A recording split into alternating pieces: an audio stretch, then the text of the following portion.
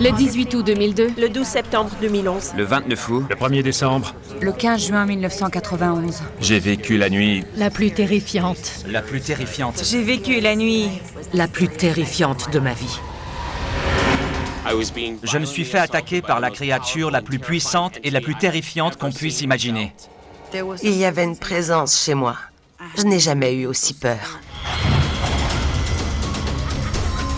Cet esprit malveillant voulait vraiment me faire du mal. Cette ombre, c'était le diable en personne. J'étais terrifiée. Je crois qu'il voulait me posséder. Là, j'ai su qu'il fallait à tout prix que je sorte de cette chambre.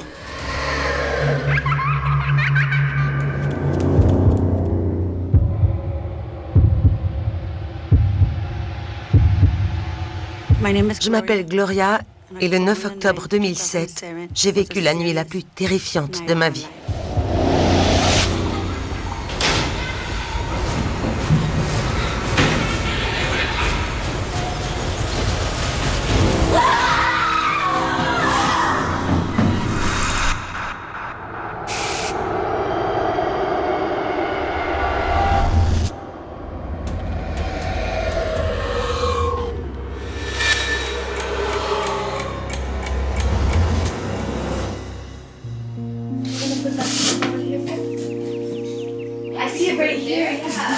En 2007, on a acheté une maison. Notre première maison. Tout allait très bien. On était très heureux avec mon mari, Fernando, et nos deux enfants, Fernie et Valentina. Mon mari avait un bon emploi, et comme j'avais commencé à travailler, on a décidé de s'acheter une maison. On est passé d'un petit appartement à une grande maison. C'était un gros changement. Les enfants avaient chacun leur chambre.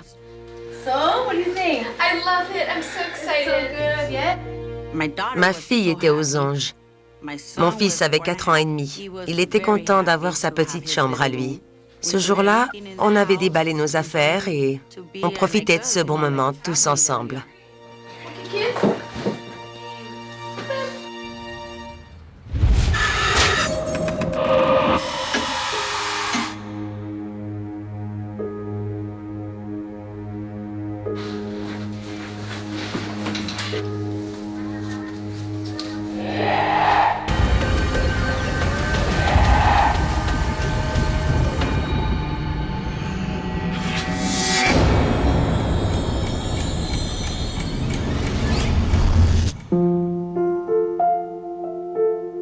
J'avais eu une grosse journée.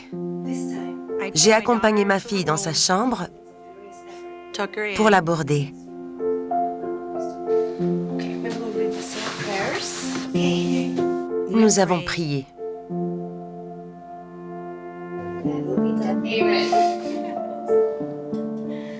Je lui ai souhaité bonne nuit. Quant à mon fils, il est autiste alors, il dort dans mon lit.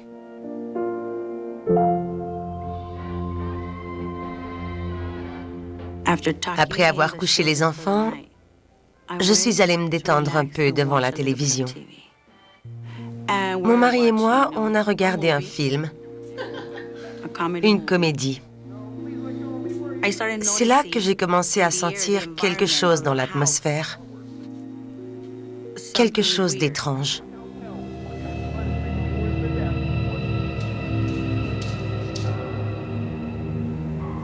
J'ai fait le tour de la maison, mais tout semblait parfaitement normal.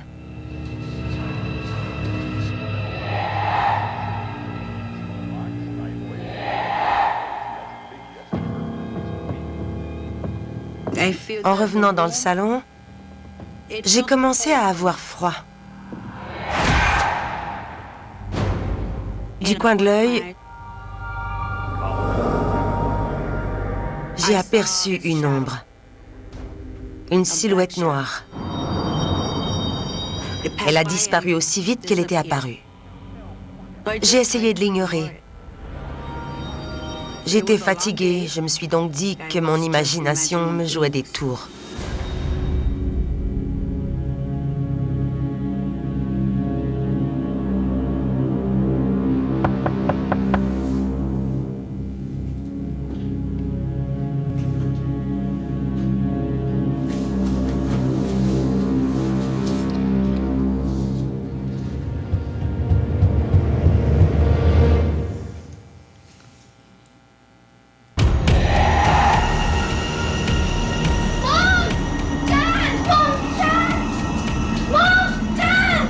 Ma fille est sortie de sa chambre en criant. Elle disait que quelque chose avait frappé à sa fenêtre. Elle tremblait. Je lui ai demandé ce qui se passait et elle m'a répondu qu'elle avait vu un visage monstrueux. Elle n'arrivait pas à le décrire autrement. Selon elle, c'était bien un visage monstrueux. On est allé dans sa chambre.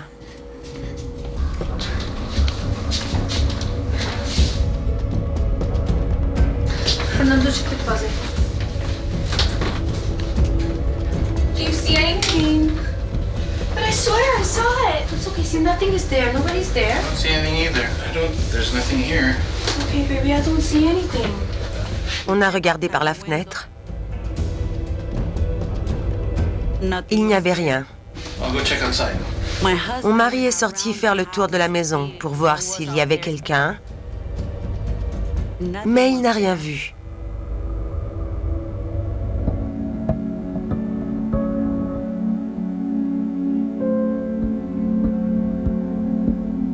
Valentina avait encore peur de ce visage monstrueux, alors on l'a laissé dormir dans notre lit.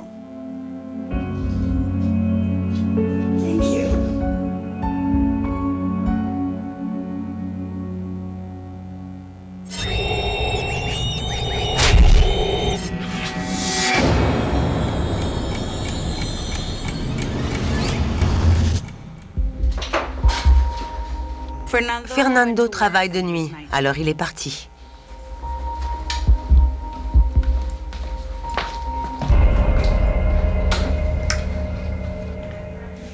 On est mariés depuis plus de 16 ans. J'ai 2 enfants merveilleux. J'ai toujours été une personne croyante. Je crois que les esprits existent. Je crois qu'il y a une vie après la mort. J'ai un don. Je suis capable de sentir la présence des esprits autour de moi. J'ai sorti mon Ouija. J'ai décidé de m'en servir pour savoir ce qu'était cette présence que j'avais sentie. J'étais certaine qu'il y avait quelque chose chez moi. J'avais senti son énergie, une énergie puissante. Le Ouija sert à communiquer avec les esprits. Mais si on ouvre une porte vers le monde spirituel, quelque chose de mauvais risque d'en sortir.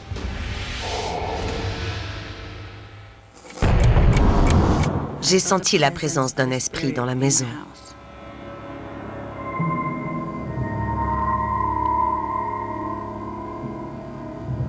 Alors j'ai demandé, « Qui êtes-vous »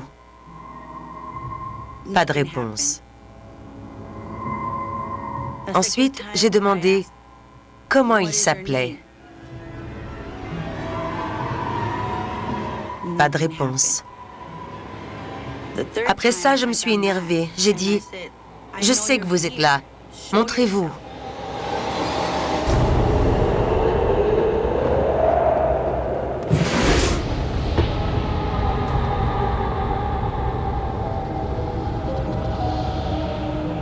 La goutte du Ouija s'est mise à bouger.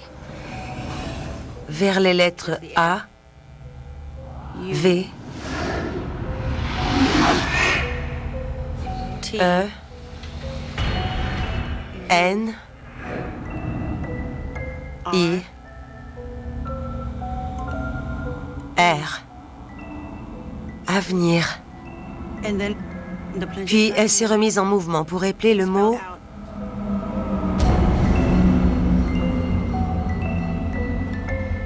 incertain. Avenir incertain. Je me suis levée et j'ai senti qu'il y avait quelque chose près de moi.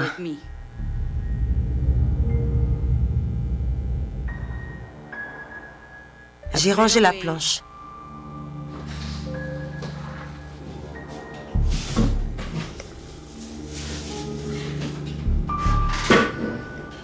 Je suis retournée à ma routine.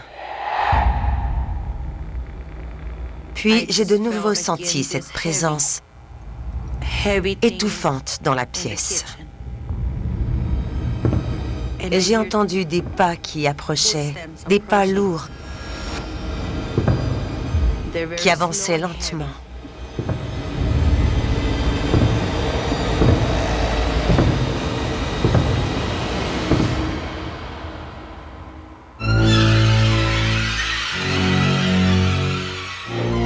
Une ombre est apparue devant moi, mais je ne voyais pas son visage. À ce moment-là, je ne pensais qu'à mes enfants. Il fallait que je les protège. J'étais terrifiée. Je ne savais pas comment arrêter cette chose. J'ai crié « Je n'ai pas peur de vous! Montrez-vous! Je n'ai pas peur de vous! Montrez-vous! Qui êtes-vous »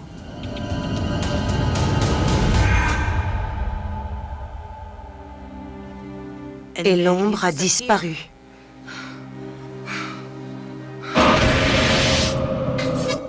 J'ai cru qu'elle était partie, qu'elle nous laisserait tranquilles, ma famille et moi, mais j'avais tort.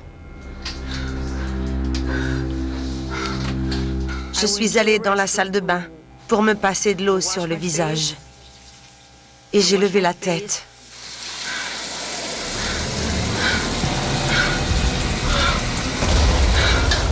Je me suis vue dans le miroir, mais je ne me suis pas reconnue. Ce n'était pas moi. Le visage que je voyais dans le miroir ne me ressemblait plus. J'étais très pâle et mes yeux étaient noirs. J'ai eu très peur, vraiment très peur. J'étais terrifiée. J'ai senti quelque chose en moi. J'ai eu des nausées et j'ai essayé de combattre cette entité qu'il y avait à l'intérieur de mon corps.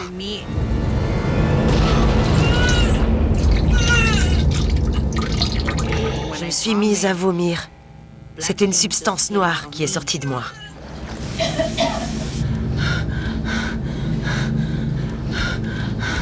Ça sentait très mauvais, comme une odeur de cadavre en décomposition.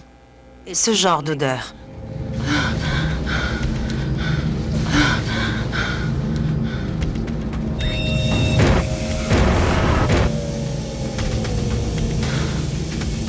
Je me suis rincé le visage.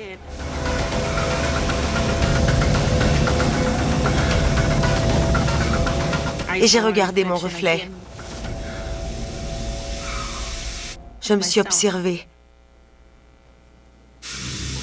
Tout était redevenu normal. Je me sentais mieux. J'ai compris que je devrais combattre cette chose. Combattre cette entité inconnue qui avait essayé de m'attaquer. Il fallait que je sois forte et que je me défende.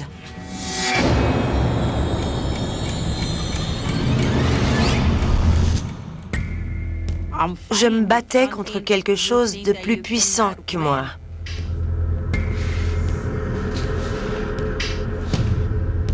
J'ai allumé toutes les lumières de la maison. L'obscurité me faisait peur. J'ai tout allumé dans toutes les pièces, sans exception. Je suis allée dans ma chambre. Et je me suis mise au lit. Avec mes enfants.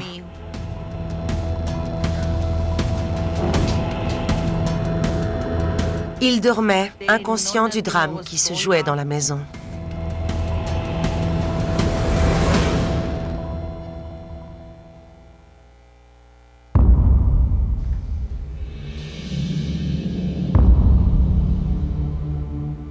Et puis j'ai vu les lumières s'éteindre. Une par une. Tout s'est assombri au fur et à mesure. Tout est devenu noir. Mon cœur s'est mis à battre très fort. J'ai entendu des pas.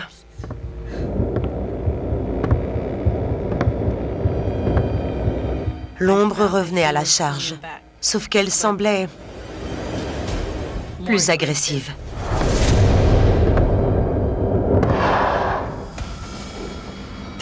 Il y avait une présence chez moi, et elle en avait après moi.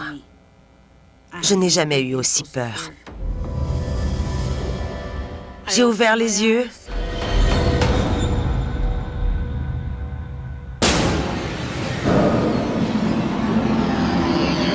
Et j'ai vu ce visage penché sur moi.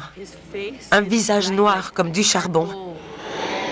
Avec des yeux vides d'un noir intense cerclés de rouge. Il respirait très fort.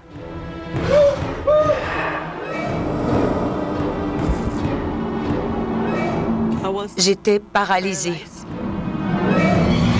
Je ne pouvais plus bouger. Il me tenait les poignets au-dessus de la tête. Je ne pouvais plus parler ni bouger. Il était à quelques centimètres de mon visage. Quand j'ai fermé les yeux, j'ai senti des larmes ruisseler le long de mes joues. J'essayais de regarder mes enfants, mais cette chose était couchée sur moi et m'empêchait de bouger.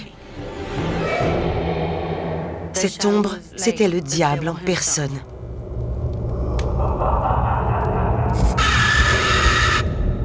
J'étais terrifiée. Je crois qu'il voulait me posséder.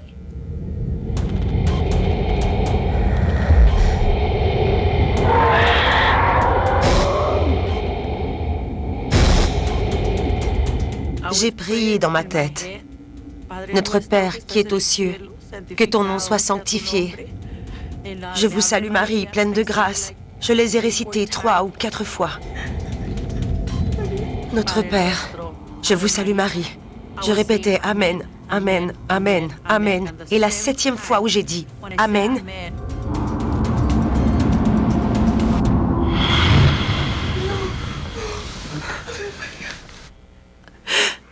il a disparu.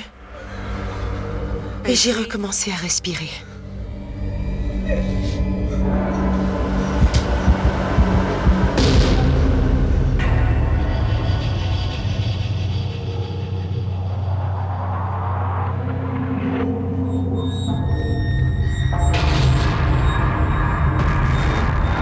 Et là, je l'ai vu, debout, au pied de mon lit. Il me regardait.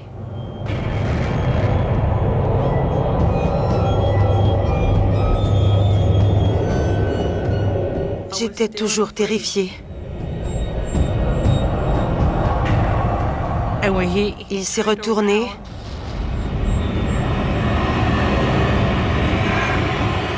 Et il a disparu à travers le mur. J'ai réveillé mes enfants et on est sorti de la maison en vitesse. Let's go. Let's go, let's go.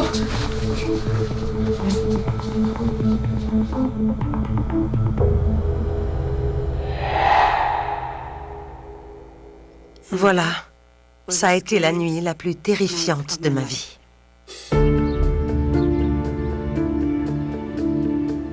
Je crois que le diable rôdait déjà autour de la maison. Et en utilisant la planche à esprit, je lui ai donné plus de pouvoir. Un jour, je suis allée dans une église et j'ai raconté au prêtre ce qui s'était passé. Je lui ai dit que j'avais besoin d'aide, mais le prêtre m'a longuement fixée et m'a demandé de sortir. Je ne sais pas ce qu'il a vu en moi. Après ça, on a vendu la maison avec tous les meubles. On a tout laissé. On est parti sans se retourner. Il y a des gens qui ne croient pas à tout ça. À ces personnes qui ne croient pas aux esprits, ni aux fantômes, ni aux démons, je voudrais leur dire de commencer à y croire parce qu'ils existent. Les fantômes et les démons sont réels. Je me souviens de cette année-là comme si c'était hier. Ça a été une expérience horrible pour moi. C'était vraiment terrible, mais j'ai vraiment vu cette chose.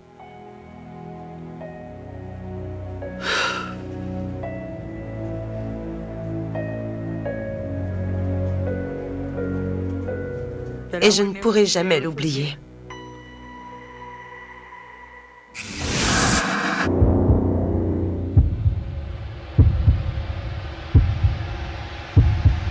Je m'appelle JP. Le 19 juin 2010, j'ai vécu la nuit la plus terrifiante de ma vie.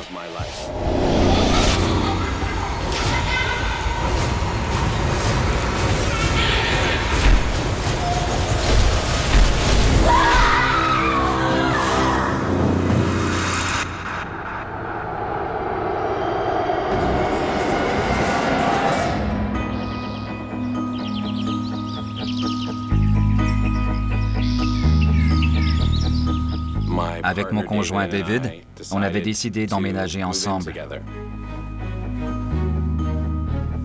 Il habitait cette maison au centre-ville, dans une rue passante. Le logement était très spacieux et très beau, une rareté. La bâtisse avait 150 ans et beaucoup de caractère.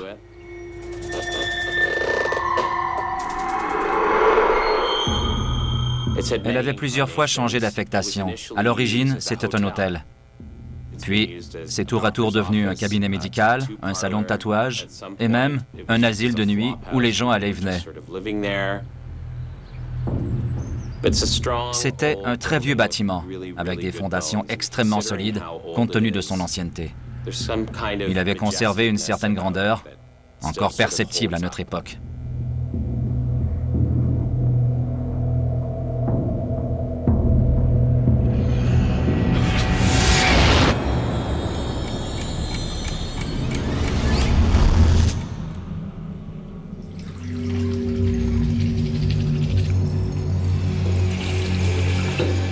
Je me préparais à aller au lit. J'avais eu une longue journée. Il devait être 21h45.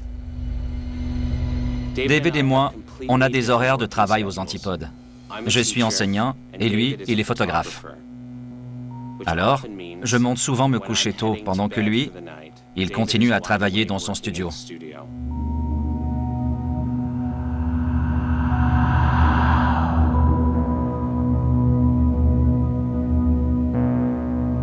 Cette nuit-là, je me suis glissé dans mon lit et j'étais sur le point de m'endormir.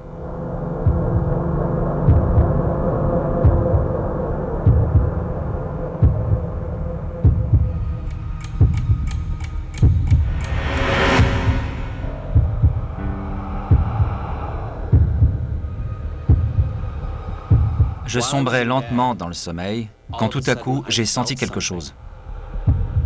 Je me suis réveillé avec la sensation d'avoir le poids de quelqu'un sur les jambes. C'était comme si une personne était venue s'asseoir sur mes pieds.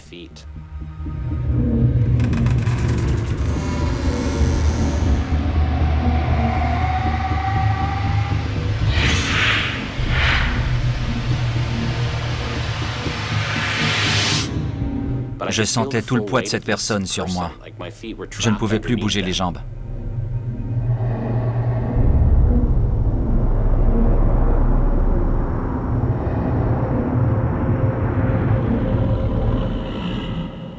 Alors j'ai ouvert les yeux pour voir ce qui se passait.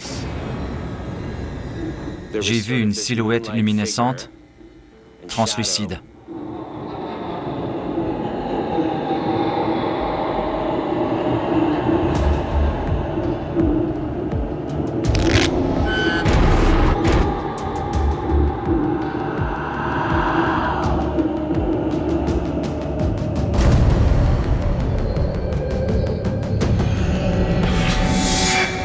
Elle s'est retournée lentement pour me regarder.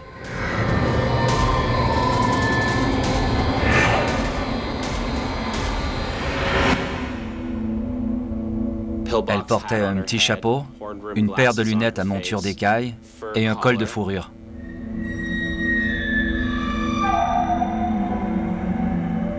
J'ai eu cette drôle d'impression qu'on était de la même famille. Elle me regardait comme si elle avait besoin que je la rassure. C'est vrai que j'ai eu un peu peur, mais en même temps, je me sentais calme et serein. Elle ne m'effrayait pas. Elle a détourné la tête et j'ai fermé les yeux. Quand je les ai rouverts, elle avait disparu. Je n'ai pas eu le sentiment qu'il y avait quelque chose à craindre. Mais j'allais bientôt changer d'avis.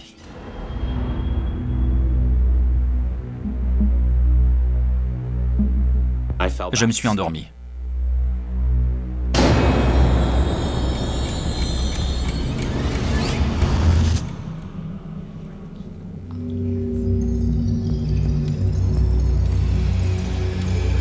Plus tard, j'ai été réveillé par un bruit. On aurait dit des voix.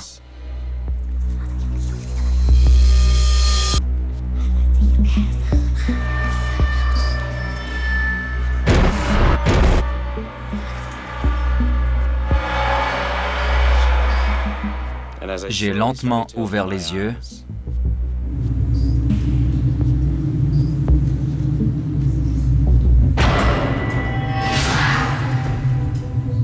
J'ai vu qu'il y avait au moins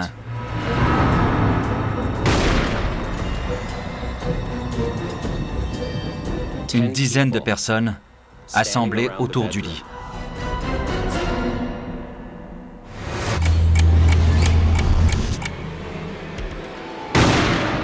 Une dizaine de fantômes me rendaient visite, comme pour essayer de communiquer avec moi, tenter de me faire passer un message.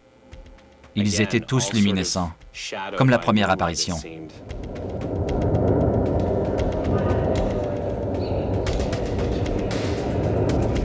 Je les entendais discuter entre eux.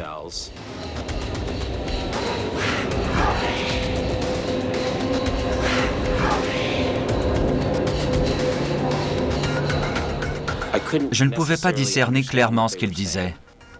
J'entendais seulement une sorte de murmure.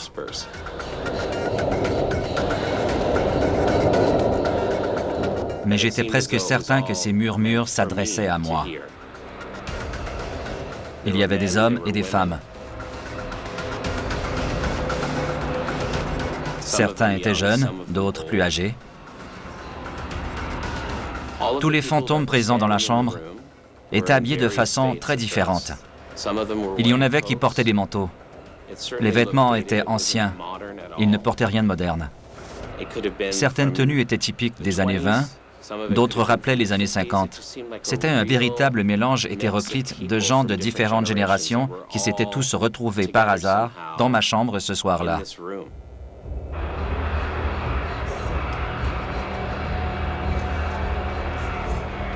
Le son qui émanait d'eux était étouffé, un peu comme quand quelqu'un parle dans un vieux téléphone en tenant le récepteur loin de sa bouche. J'entendais seulement des crachouillis, comme s'il y avait des interférences.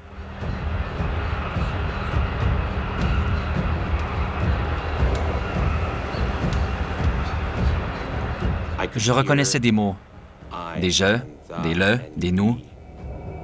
Je parvenais à saisir des bribes de phrases, mais rien de bien distinct, parce qu'ils parlaient tous en même temps. C'était indiscernable. Je ne comprenais pas ce qu'ils essayaient de me dire.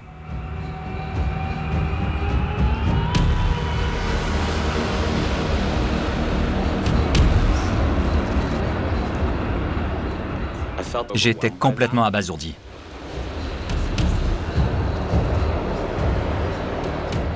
Je me suis tourné sur le dos et j'ai fermé les yeux. J'espérais qu'ils disparaissent. Je ne suis pas tout à fait sûr de m'être rendormi, mais ce dont je me souviens ensuite, c'est que ce bruit étouffé, ce bruissement, les murmures semblaient plus proches. Et quand j'ai ouvert les yeux,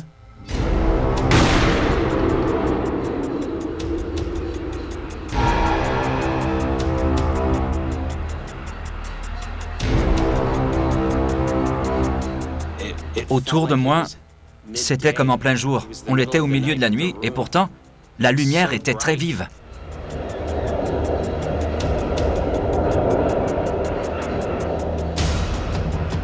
Les fantômes m'encerclaient. Ils étaient penchés sur moi. Ils étaient si proches soudain que j'aurais pu les toucher. Ils se dressaient à quelques centimètres de moi. Où que je me tourne, à gauche, à droite, je me trouvais nez à nez avec un esprit. Ils étaient au moins une dizaine.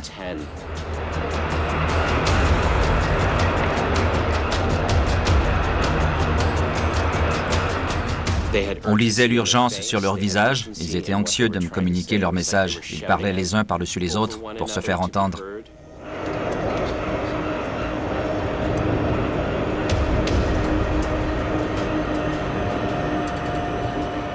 Mon cœur débattait. C'était trop pour moi. Je n'en pouvais plus. Je sentais qu'ils étaient vraiment déterminés à me communiquer des renseignements importants. Chacun d'entre eux était désespéré de se faire entendre. Ils essayaient tous de parler en même temps. De leur point de vue, on aurait dit qu'ils s'adressaient à moi individuellement, comme si on était en tête-à-tête. Ils n'avaient pas l'air conscients de la présence des autres esprits autour d'eux. C'était vraiment troublant. Je voyais clairement la détresse que plusieurs d'entre eux éprouvaient à vouloir à tout prix me faire part de leur message. Ils paraissaient vraiment désespérés. Tout cela se passait dans la chambre pendant que David travaillait dans son studio. Il retouchait des photos qu'il avait prises le jour même et qu'il devait rendre le lendemain. Il écoutait de la musique. Dans ces cas-là, il est absorbé par son travail et se déconnecte complètement de ce qui se passe autour de lui.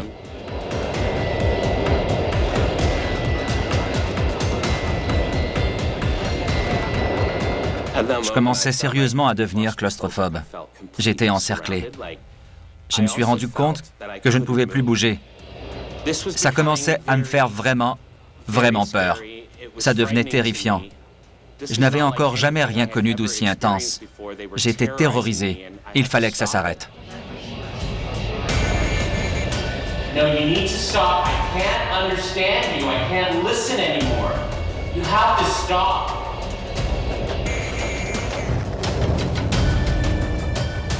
Alors j'ai fermé les yeux et je les suppliais dans ma tête. « Allez-vous-en, vous devez partir, je n'en peux plus, c'est trop. Je ne comprends pas ce que vous dites. » Et quand j'ai rouvert les yeux,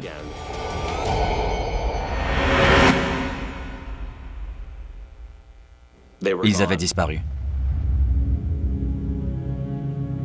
J'étais à bout de force et je me suis endormi. Mais ces 10 esprits, ce n'était rien comparé à ce qui allait arriver.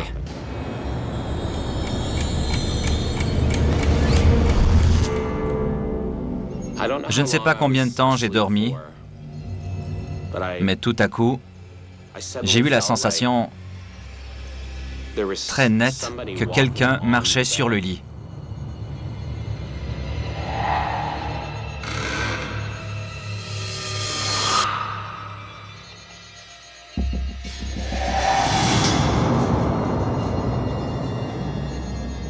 C'était le même genre de sensation que lorsqu'un chien ou un chat grimpe sur le lit et commence à marcher sur les couvertures.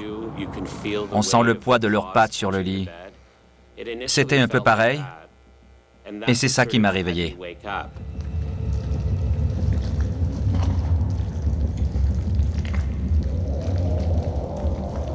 J'étais allongé sur le côté et j'ai été réveillé par quelque chose qui me tournait autour.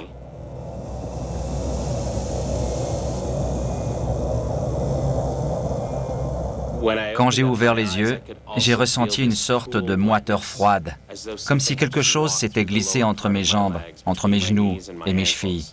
C'était très différent de l'impression de pesanteur ressentie lors de la visite de la première entité. Cette nouvelle présence paraissait plus hostile et en colère. J'avais du mal à respirer. On aurait dit qu'un bloc de glace avait traversé mon corps. J'étais terrifié.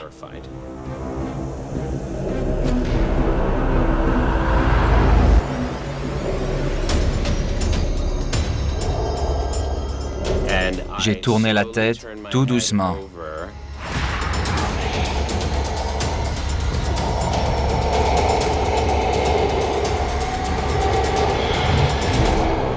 J'étais complètement désemparé. Je ne comprenais rien à ce que je voyais. La créature était aussi noire que du goudron. Et tout comme le goudron, aussi luisante et humide. Elle se tenait là, debout, au milieu du lit. Pas sur le lit, mais comme en travers du lit. Je voyais une silhouette qui aurait pu ressembler à celle d'un être humain, sauf que je n'arrivais pas à distinguer les détails de son visage. Je ne voyais pas d'yeux, pas de nez, pas d'oreilles, rien du tout. Je distinguais des bras et des mains, mais j'étais incapable de voir si elle avait un visage. Tout ce que je peux dire, c'est qu'elle dégageait une énergie aussi sombre que néfaste. Je me doutais que la violence allait se déchaîner, quand soudain la créature a voulu m'agripper le bras.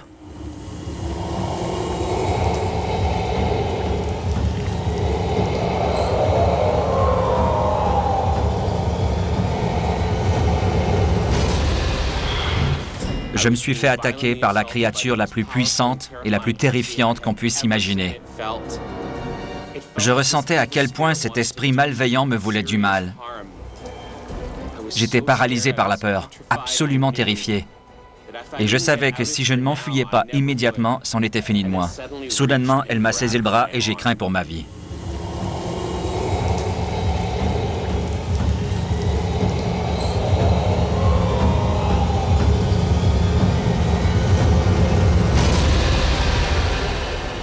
J'étais sous le choc. J'ai eu la frayeur de ma vie.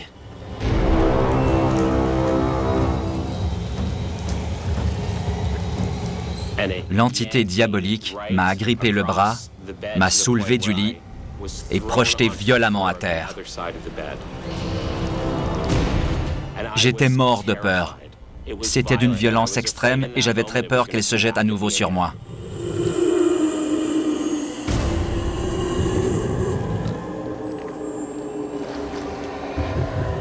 Un être humain n'aurait jamais eu autant de force. Je n'arrivais pas à croire que ce que je vivais était réel. Elle venait de me projeter à travers la pièce. Elle voulait me faire du mal, me blesser. Elle était surpuissante. Je ne savais pas si j'allais m'en sortir. À ce moment, j'ai su qu'il fallait à tout prix que je sorte de cette chambre.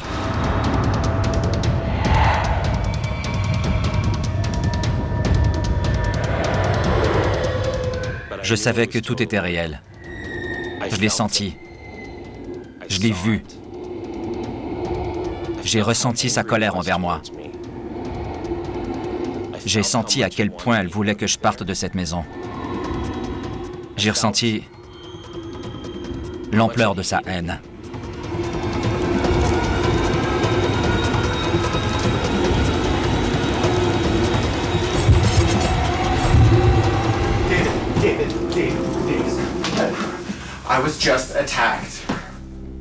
David m'a demandé ce qui ne tournait pas rond chez moi. J'avais du mal à reprendre mon souffle. J'ai essayé de me calmer et de lui expliquer que quelque chose m'avait attrapé par le bras et jeté en bas du lit, que cette chose était en colère, enragée. David m'a regardé. Il devait se dire que j'avais fait un cauchemar. Et à ce moment-là, j'ai compris qu'il ne me croyait pas. Il était convaincu que tout ça, c'était dans ma tête. Il m'a dit que tout allait bien, que ce n'était qu'un cauchemar. Et moi, pantelant face à lui, je luttais pour retrouver mon calme. J'étais terrifié et tellement en colère aussi, parce que d'une certaine façon, je venais de subir une agression. Je ne m'étais encore jamais senti comme ça. Je n'avais jamais rencontré qui que ce soit qui puisse se montrer aussi hostile envers moi. Cette chose me voulait vraiment du mal.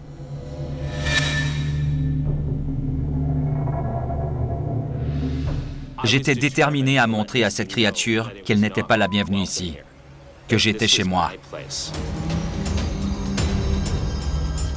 Je devais entrer en contact avec elle et lui dire de dégager d'ici.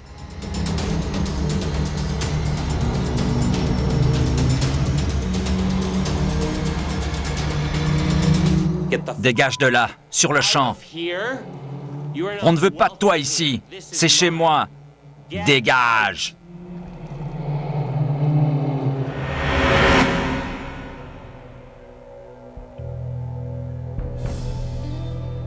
Je me suis tout de suite senti mieux. D'une certaine façon, montrer à cette créature le même niveau d'agressivité qu'elle avait envers moi, ça a aidé à la faire partir. J'étais fou de rage, mais j'étais aussi exténué. Je ne souhaitais qu'une chose, dormir. J'ai éteint le plafonnier, mais j'ai allumé ma lampe de chevet. Je l'ai laissée allumée toute la nuit. J'ai fermé les yeux et j'ai réussi à me rendormir. J'étais complètement vidé.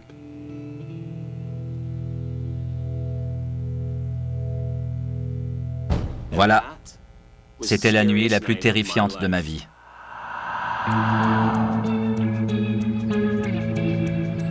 Je n'ai aucune idée de ce qui a pu déclencher les événements de cette nuit-là.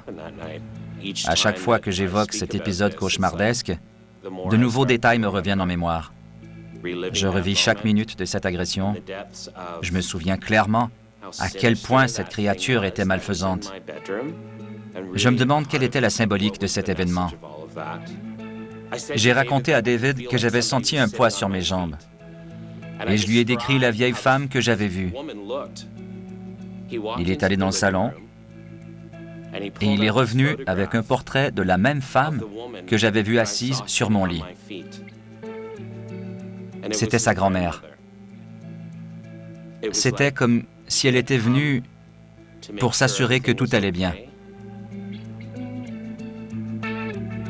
Et je me suis dit que les 10 fantômes qui avaient essayé de communiquer avec moi, peut-être qu'en fait, ils voulaient simplement me prévenir du danger à venir, alors que sur le moment, j'ai cru qu'ils m'étaient apparus pour me raconter des choses sur leur vie. Leur intention était plutôt de me mettre en garde contre la créature. Je ne sais pas. Je ne sais pas pourquoi c'est arrivé. Peut-être que ces esprits voulaient simplement me protéger, m'aider, me sauver la vie. Quand j'y repense, ça me terrifie encore. Et j'ai toujours du mal à comprendre ce qui s'est passé. Il y a une petite part de moi qui se demande ce qui pourrait m'arriver d'autre un jour.